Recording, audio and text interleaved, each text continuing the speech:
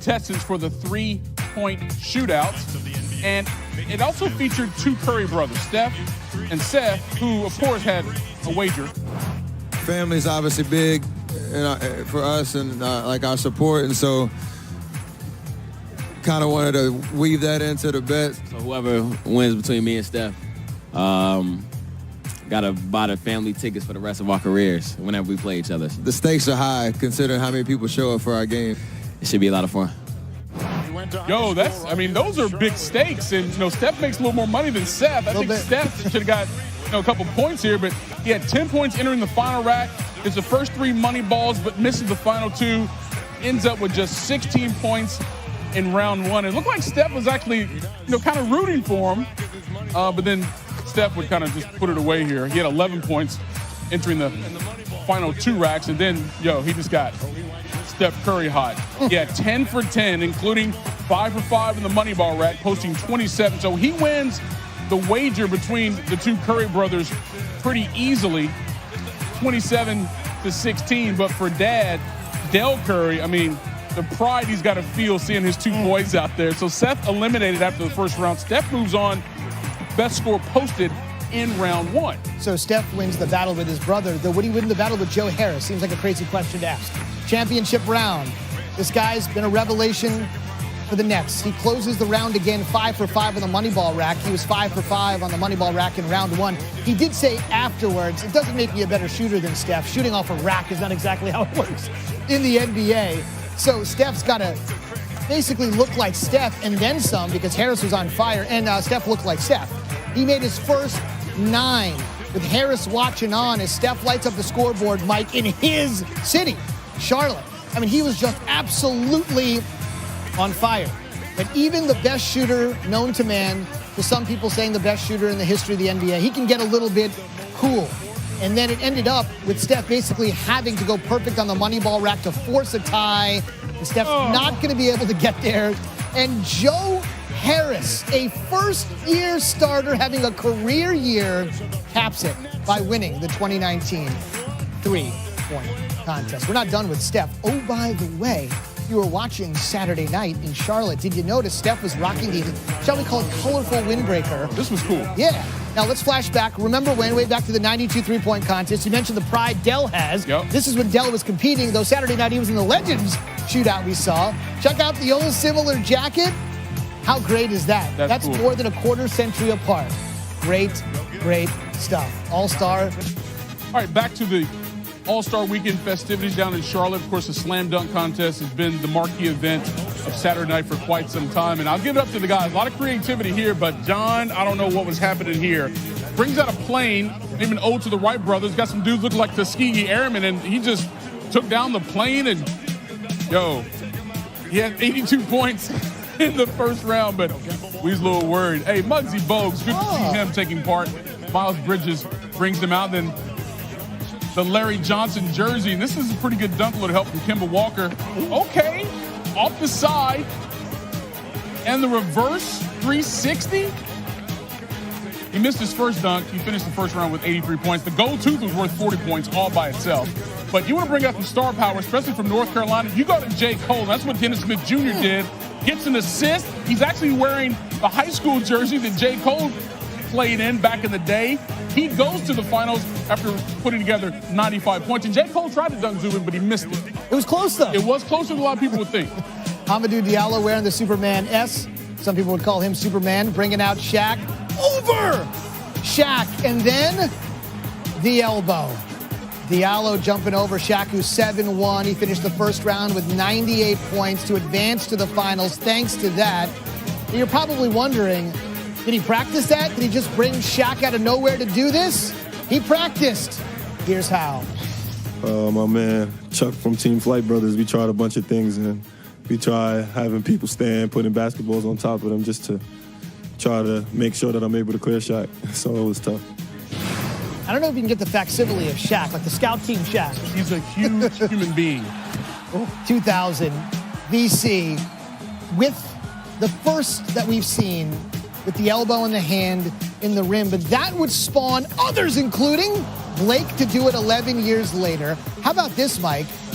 Blake Diallo, and Vince all did that same move, originated by Vince, and they all won the dunk contest. I think Blake's was better because he went off the glass, but Vince Carter was the best single-person performance in dunk contest history. He was the originator. Diallo's first dunk here, that gets 43. What do you think?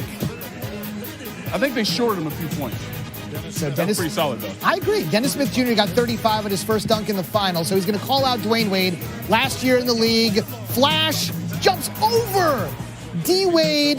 That gets a perfect 50. By the way, one of the judges, former dunk champion, D. Brown. There he is. Yep. On the left. David Thompson over there on the right. A couple really good dunkers. So Hamidou now needs 43 points to win. And here comes Quavo. Bang! Two-hand flush. Diallo wins the dunk contest with a score of 88. Congrats to him. Rachel Nichols asked him this. Did you know, as you made it over Shaq's head, which is an accomplishment in and of itself, and we're hanging at the rim, that you had won the dunk contest right there? Yeah, I definitely knew that got the crowd going. I was kind of underdog coming in, so for me to get the crowd was really big, and once I did that, all the energy just made everything easier for me. So for the rest of this season, are you feeling some extra pressure to put on some good in-game dunks now? Do you have to step it up a little bit? Oh, yeah, definitely. I got to step it up because guys are going to be watching now and just got to go out there. That's Trae Young. This is a pretty good matchup here with De'Aaron Fox, two of the best young point guards we have in this league. And De'Aaron Young's way out in front. He hits that three. It's over, but he misses it. And then watch this, Trae Young out of nowhere, and he beat him. Just barely gets there before Fox's ball does. And so Young advances to the semis. Now, in the semis, Young goes up against Luka Doncic. Now, this is interesting because, remember, they were traded for one another on draft night. So watch what Trae Young does here. He gets out a long pass to himself. Smart move, gets to the rim. So now all he has to do is go down and hit the three. But check out Luka. From half court, no, but Trae Young makes, so he advances. Now, keep in mind, Zubin, what you just saw. Okay. Because in the finals, it's Trae Young against Jason Tatum. Both guys, easy there. Again, Trae Young out front, needs to make the three. But look what Jason Tatum did from half court. He wins it.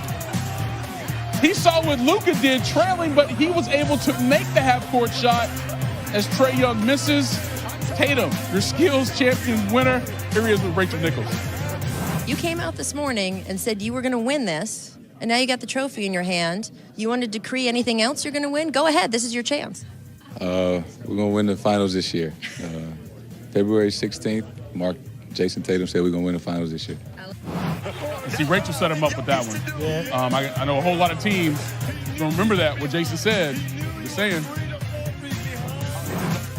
Anthony Davis has asked for a trade. It would be imperative for the Lakers to make the deal in the next 10 days. Anthony Davis, still a Pelican. Davis would have to leave the game, and then he left the arena in the fourth quarter with his agent. The Pelicans have indeed fired general manager Dell Demps. To tell you the truth, this whole thing has been a dumpster fire.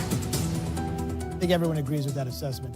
Through this entire Davis drama, there have been two things many have assumed and even stated. That one, the whole trade chatter with the Pelicans and the Lakers was a disaster that disturbed Davis and his whole camp. And secondly, the Celtics were not on his preferred wish list. A candid and cathartic Davis, as a big man is wont to do, swatted away both of those suggestions. It wasn't stressful at all for me. I had a plan, and I had steps to follow that plan, and did what I was supposed to do. Obviously I knew it was a chance that probably wasn't going to happen, just from the fact that the Pelicans have to make that decision. But I followed that plan, and like I said, nothing happened, and so I'm still here. I'm playing basketball for the end of the season. It's about the best situation for me, the best fit for me. When that time comes, obviously I have to reevaluate my situation and see what market best fits me, and go from there. What then would be appealing about the Knicks?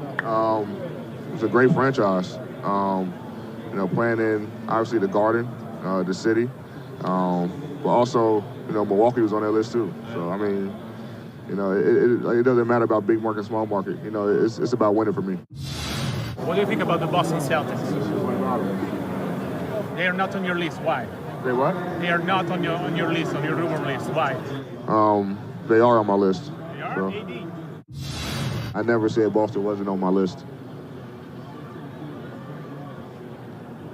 I never said it wasn't on my list. I never said it was not on my list. I never said it was not on my list. Mike, did you get that? He never said they was not on his list. Indeed. So the whole Celtics topic, I understand why the guys were asking the questions. It got a ton of run back on February 4th. Davis's father, Anthony Davis Sr., told our Ramona Shelburne, quote, "He would never want my son to play for Boston after what they've done to Isaiah Thomas. No loyalty. Guy gives his heart and soul." And they traded him, which is why those questions came on Saturday. Like you may have surmised and saw earlier this season, Kevin Durant is not a big fan of talking to the media. That was pretty evident on Saturday. As open as Davis was just there, KD was seemingly just as closed off. And this possible future member of the New York Knicks only opened up really when talking about a former member of the New York Knicks. I play basketball for the Warriors, and my main concern is to be the best basketball player I can be every day. I have no concern about what trade moves or transactions throughout the season with other teams. That does not concern me at all. That has nothing to do with me. I'm glad Porzingis is in a better spot, for him in Dallas, and I'm looking forward to seeing him and Luka playing together for years to come. Feel at the end of the season, you leave the water. What do you think about it? I don't know. That's on them. I'll figure it out once we're done playing. To be continued. The Warriors will have a very busy summer. 3 of their top 7 potential free agents, according to our Bobby Marks, play for Golden State. Bobby's our front office insider. KD is a player option this summer, while Clay and Boogie will be unrestricted free agents.